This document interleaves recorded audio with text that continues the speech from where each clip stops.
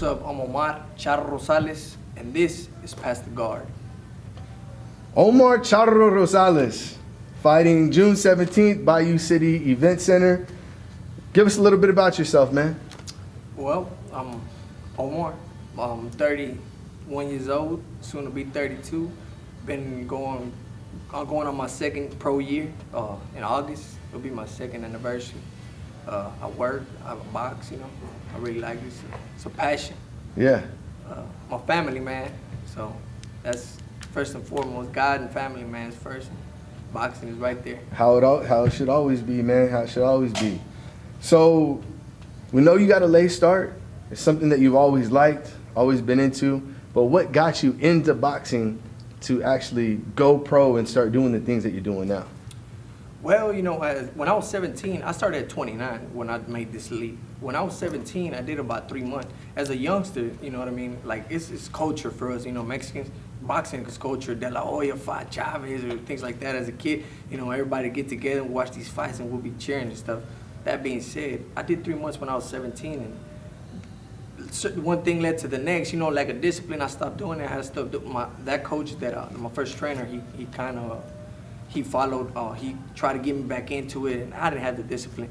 That being said, when I was 26, my son was born, and that kind of shook me, and my brothers, they were always on top of me because they believed that I had what was necessary to be somebody, to become a champion, and they were always on top of me. They're great fans of the sport, and so I started running, I drive a truck for a living, and I would stay on the road 2-3 times a week, so I started running, working out, things like that, and spoke to my old lady, and I was like, what's up, baby? I want to do this, I really want to do this, no amateur, I just want to go straight into pro.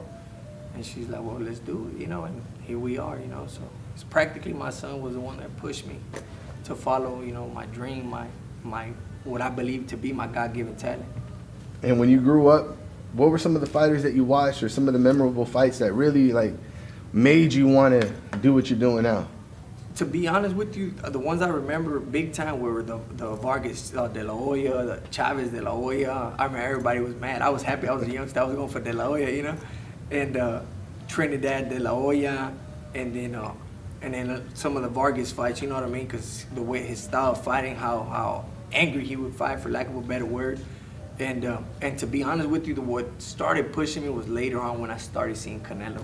The fact that he was so close to me in age, and he came from the same state I came from very similar backgrounds and everything, that just kind of got my head, and I don't know why it took me so long to make the jump, like I said, until my son was born, and pop, I made the move, So is it safe to say Oscar, Canelo, Fernando Vargas, probably your three biggest influences in boxing? Yes, sir. And Charro, right? Charro. Everybody in Houston knows you as Charro. If you don't go to a gym and say, hey, where's Omar? Hey, where's Charro? Where's Charro? So we know what Charro is, but for everybody out there that doesn't know what Charro is, explain it a little bit. Charro is practically cowboy in Spanish. Charro comes from the word charreria. Charreria is Mexico's national sport. It would be very similar to what PBR is here in Texas. Mm-hmm. Bull riding, riding the horses, the different kind of activities they do in the rodeo. That's practically what charreria is, and that's Mexican national sport. And it happened to be founded in Jalisco, where I'm from. I love horses, I love all that atmosphere, all that. So I was like, it's only, what I mean? I had two options, gallo or charro. And gallo is in our culture is big because it means bravery. It's but I was like, that's too much. Everybody gallo this, gallo strada. Man, charro. I like this. It's gonna define me. It's gonna define who I am, my personality, everything. That's where we landed. So practically Mexican cowboy. That's what's up, man. That's what's up. So describe your style a little bit for the fans that haven't seen you fight yet. Well, because of my temperament, I could be considered as a puncher, but I've always thought and believed that I have legs, and I could become close to a De La Hoya, the style of fighting De La Hoya, move around, jab. But if need be, I could be in the trenches, and I wouldn't mind, dogging that out. So maybe boxer puncher would be the good answer for that. And you said that you're from Jalisco, Mexico. Yes, sir. La Estanzuela. La Estanzuela is the little village, ranchito, La Estanzuela, Jalisco, Mexico, municipio de Teuchitlan. It's about 40 minutes from Guadalajara, you know, so that's So what right there in the same area as Yes, the sir. Canelos and stuff like that. Yes, sir. So what were some of the challenges that you faced, being that you started later, you already had a family, you have your wife and your kid, and you're working, and maybe you don't have all the hours in the day like everybody else does. What were some of the challenges that you faced on the way up? Well, one of the main things was the fact that I was a breadwinner in my house. You know, when I decided to make this move, you know, I became the second breadwinner. You know, my wife became practically the breadwinner, and so I could have more time to invest in the gym. So I would say that, you know, having to readjust, you know, because as a alpha male, I don't know if that's a proper term. You know, you used to being so you know, it's very it's not easy, you know, psychologically and everything to, you know, see your woman being the one going to get it and everything like that when you used to be the one putting bread on the table. But it was sacrifices that had to be made, and she understood that, and I understood that, and every time I fell down, she would pick me back up, and I would see my son, and, you know, and I had support from everywhere. You know, my parents, my brothers, they believe, you know, they don't know what I was going through, you know, internally, you know, because of everything that I had done, but they were there, you know, always supporting. So, I mean, I owe it to myself mainly, but I owe it to them as well, you know. And during that time, was there ever anything that maybe made you doubt yourself, or maybe, man, it's getting a little too hard, and I don't know if I can go through this, but you worked through it, you persevered, and you made it happen, regardless of the situation that you're in. You just said, you know what, I'm gonna put my head down, I'm gonna keep going, and just made it happen. I mean, to be honest with you, I can't exactly pinpoint something, you know.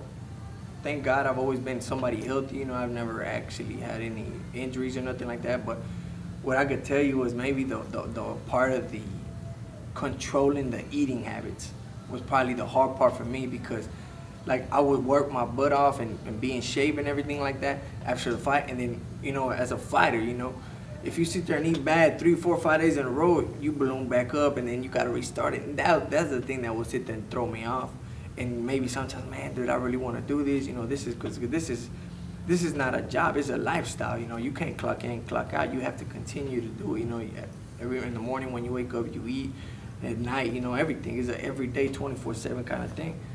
And but you know, like I said, everything that we did, and I looked at myself, and I'll be like, no, Charro, you decided to do this. You know, you asked for support from your family, my primary family, which is my wife and my son, my parents and everything. So now I got to man up, and I got to do what I got to do, and that's what we're doing.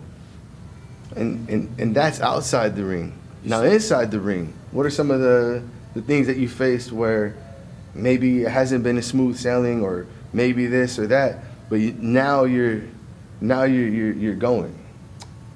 Inside the ring would probably be like that. I didn't feel like I was not getting the attention that I needed to grow as a fighter. My technique, when it came to my technique and everything, I've always had God-given power, but I've learned in this game that technique is power. So that's why speed is power. Speed beats power. So when you have technique mixed with speed, like, you don't need to always sit there and you know what I mean, try to throw every punch with bad intentions. You know what I mean? As long as you're throwing it properly. And it was a bit hard for me, you know, because I landed in a good place when it came to managing, but the training was a bit slow. You know what I mean? Or random, not always consistent, you know, with the kind of training I was looking for. And being that you started late, you were looking for just consistency. Yes. Consistently correct. Over time. Yes, sir. Work on my technique, get better. You know, remember, like, I had I still have a little bad habit that I'm working on, though, keeping my hands too low. You know, after when I punch, you know, bringing them down, like all that, I wanted to eliminate. You know, because I like to believe, and I believe it's true that I'm a fighter that could take punishment if need be, but I don't want to if I don't need to. You know what I mean? If I could take it in the glove, or I could slip it one way or the other, why not? You know what I mean? And when you're in that ring and you're getting ready for these fights, like you're getting ready for this fight, and actually this week, what is motivating you? What's pushing you, right? Because we have all these outside influences, whether it's the work, whether it's the wife, taking kids to school. Now it's summer, maybe kids want to go somewhere. Your wife wants to go out and have a margarita. What motivates you to just say, you know what, I'm going to put my head down, put my blinders on, and June 17th, I'm going to go out and do whatever I have to do to make this happen? Man, to be honest with you, what motivates me is the support that I've gotten, from my family and from people recently, sponsors, things like that. But in all honesty, man, my ego, because I've made a lot of sacrifices. I changed a lot to be able to be doing this, to go into boxing, straight pro, no amateurs. And I'm barely getting started, So I could honestly say it's my ego, but obviously with a controlled, tamed ego, not going crazy, but that's what pushes me and that's what gets me through, Put in 12, 13 hours of work every day, 2, 3 hours in the gym, go home, a little bit of time with my family, sleep, and go. So, but I said I was going to do it, and I'm going to do it. And you started off 9-0, Yes, 5 sir. knockouts. You had some outside things that were kind of affecting the way that you were fighting, and maybe didn't go into your last fight at 100%. You took a loss, but you're back. A lot of fighters may let that wear them down or make them doubt themselves or whatever. What's changed since then? What can fans and the people going to your fight, or even just the random guy at the fight that's never seen you fight before, what can he expect to see out of Charro that Charro didn't have before that? You don't win a fight until your hand is raised. No matter how much work you put in the gym, no matter how in shape you were, until you win a fight, you don't win a fight. Until your hand is raised, you don't win the fight. That's what I could tell you. You can't cheat this game. I cheated this game because of the confidence that my ego was untamed, you know what I mean? Because of the work I had gotten, the way I felt, in sparring, everything. And I cheated the game, and I paid the ultimate price, with a loss.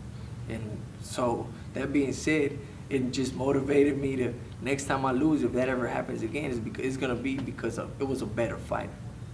But not because I self-destructed before the fight, Mm-hmm. Like, don't lose to a better fighter. Don't self-destruct. Because I could easily tell you, I didn't work out, I wasn't in shape. No, I was. It's just that I made the wrong choices. I thought I had it in the bag, and I got slapped in the face with reality. And that's a big thing, man. A lot of these fighters go out and they start to win and they start to do these things.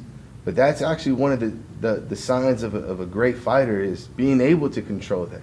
Even when things are good, it's like they say in life, you're never too high and never too low. And never think the fight's in the bag until the fight is over. So with that, what this June 17th fight, give us a little bit of information on that. What's going to happen? Well, we're fighting Brian Springs. That's gonna be looking for my 10th victory. I'm just motivated. I'm really ready for the bell ring and to make the wrongs right. You know what I mean? Because I don't want to be a sore loser, but I beat myself, and I want to demonstrate that not only to myself but to everybody that supported me. You know what I mean? And I'm gonna do it. And I'm just ready to go, man. I'm just ready to untie this line and go after what I've always wanted to, And what's different about this training camp than other training camps? The training camp is very similar. It's the mentality where it's at. It's the mentality is that I know that I can't cheat this sport. You know what I mean? I know I can't. No matter how hard I work, how in shape I am, I cannot cheat this sport. I have to do everything by the book. At the weigh-ins, make sure we're both in weight. Don't allow my ego to let them get away. When it comes time to rehydrate properly, eat properly. You know what I mean? Wait until after the fight to sit there and give yourself a couple of treats. Because you think it doesn't harm you any, but at the end of the day, you're a high main athlete. You know what I mean? That you need the best fuel to be able to perform the best. Just like a Ferrari per se. Yeah. You know. Yeah. And after this fight, Where do you hope this fight gets you? Where do you want it to lead to? Where do you see yourself in the next 6 months and a year?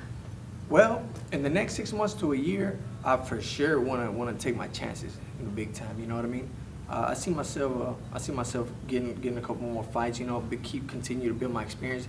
Obviously, since I'm coming off a loss, you know, get on a couple of little streak. You know, win a couple fights, and you know, if I get an opportunity, you know what I'm saying, go out there and test myself out there under the big bright lights. You know, and I don't want to go out there just to go, you know, and to say, oh, I'm here. I want to go out there and win, you know, and make a name for myself. So I believe that I see myself from here to a year. I see myself, my name starting to sound around these bigger promoters, bigger companies, you know. And to be able to get to that point, what do you feel you have to do? Not only in the ring, obviously you have to win those fights. You want to look good. You want to play the balance between I want to be entertaining, but I also want to be able to have, you know, my defense on point and be defensively sound. But outside of the ring, what do you think you have to do to be able to get there? Well, I mean, this is cliche, but I gotta eat, sleep, and shit boxing. You know what I mean? I gotta be consistent, man. The key is consistency. You know what I mean? Like, just because you're doing great for 2-3 weeks, you know, you're in shape, you working out, you eating properly, you know, oh, I'm gonna take a week off and slack off this. Nah, you have to stay on it. You have to continue to be on the same path that you're trying to get to if you really want to get there. You know what I mean? That's how these big time guys have made it, you know. And to make matters worse, the fact that I started late, this is not gonna help me any. So I gotta sit there and push myself even more. That's just practically consistency. And hunger, stay hungry, you know. And what keeps you hungry? What is it that? The fact, man, that I lose a lot of time away from my family, you know, from my kid. My son's growing up, you know, he's soon to turn 6 and he's starting to, you know what I mean. So just seeing him, you know, a little bit a day, you know, after work and after the gym and stuff like that, that just pushes me to keep going. And I gave him a time frame. Obviously, he's a child. But I told him, by the time you're 7, 8 years old, son, your dad's gonna be a world champion. And I got 2 years, and I plan on making that a reality. And the fact that my wife supported me, no nothing. She, okay, let's do it. We'll do it. And so I feel it. Not only do I owe it to myself, but to my family, people that have believed in me and supported me. So that just drives me, you know. Yeah.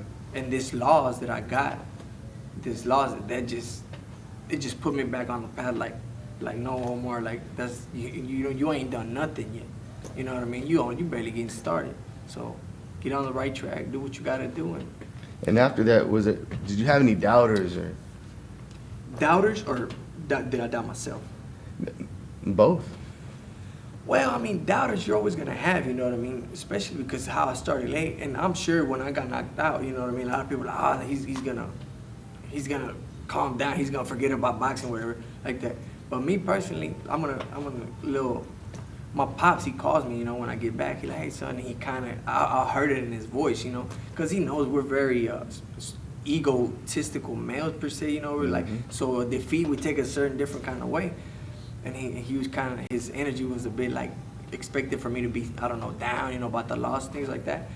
And I told him, I'm like, nah, Pop, I'm good, and you know, I'm working, I'm getting this bag and everything like that. And then I told him what started happening. Oh man, I'm glad to hear that that's going on, you know, because although if it sounds cliche or it sounds like an excuse, I know it, and as long as I know it, you know, that's good enough for me. I self-destructed.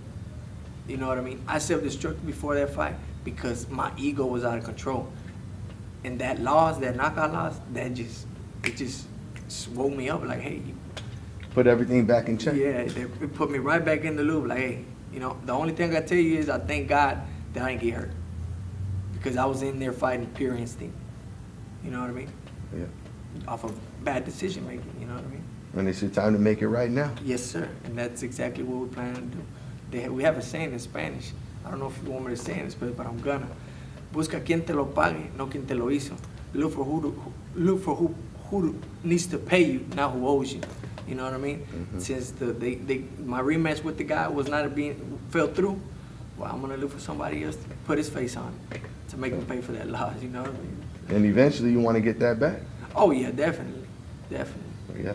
I wish I could have gone a straight route, but hey, it is what it is. Yeah. So, what do you look to leave behind, man? Let's say there's another Charro that's 26 years old. Always liked boxing, but maybe sometimes it just didn't line up for him to be able to do it. What do you look to leave behind? What messages do you have to those kind of fighters, or even these young fighters that see you and say they connect to you, right? Because you're an exciting fighter. I've seen you in the sparring wars and fighting this guy and fighting that guy and getting back up after getting knocked down and knocking the guy out. What kind of legacy do you look to leave behind, and what message do you have to those fans and fighters that look up to you like that? I started practically at 30 years old, so I gave myself anywhere from 8 to 10 years. And I don't want to retire no later than 40 years old. I want to become a champion, at least in 2-3 weight divisions, possibly. Now I want to be undisputed, because once I get to a point that I know my technique is where it needs to be, I want to fight nothing but dogs. I'm not going to be here picking here, because the money's going to follow the glory. That's the one kind of legacy I want to leave, you know what I mean? So they could be like, hey, that dude took a lot of L's, but he fought anybody and everybody. He fought the top dogs, lost against some, won against some.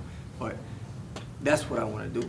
And as an inspiration is that if you put your mind to something, you could get it done. You're never too old to do anything, but there's sacrifices that need to be done. You know what I mean? None come easy. Nothing come easy. And you got to remember, you know what I mean? When you find your purpose, I believe that this is my purpose. When you find your purpose, you are your purpose, and you gamble everything in your life for your purpose, the devil is gonna strike. And you gotta be mentally, more than not, mentally strong enough to be able to go through anything, trials and tribulation. Because he don't want you to find your full potential, you know what I mean? So what I can tell you is don't wait for the perfect time. Do it. Like Nike, just do it. And every day you're gonna thank yourself you did. I've gone through a lot, during this time, to get this going and everything like that. But if you ask me if I would do it again, I'd do it again. Cause it is what it is. And that's what a fighter is. A fighter goes in there. It is what it is. When people don't want to get hit, people don't want to get punched. People don't want to walk in the ring. But a fighter will always go, and when they get hit, they want to come back harder. And if you hit me, I'm gonna hit you harder. And if I get knocked down, I'm gonna get up and I'm gonna knock you down. And that's just a sign of a fighter, man. Well, Omar, great interview, man. Thanks, sir. Great talking to you. Thank you for having me. June 17th, Charro versus Bryan Springs, Bayou City Event Center. Link is in the bio. And that's it. Man, y'all come out and support, June 17th, like my boy Agent said, we're going to be giving a show. It looks like we're going to be a special feature after the main event. So it's going to be a good show, man. For purists, I might not be the more technique and but I'm going to tell you something. You will not get bored watching Charro fight. Because he gonna come looking for him. So yeah, man, y'all stay blessed. Appreciate the interview, Agent. All good. Peace. Yes, sir. That's it. 3, 2,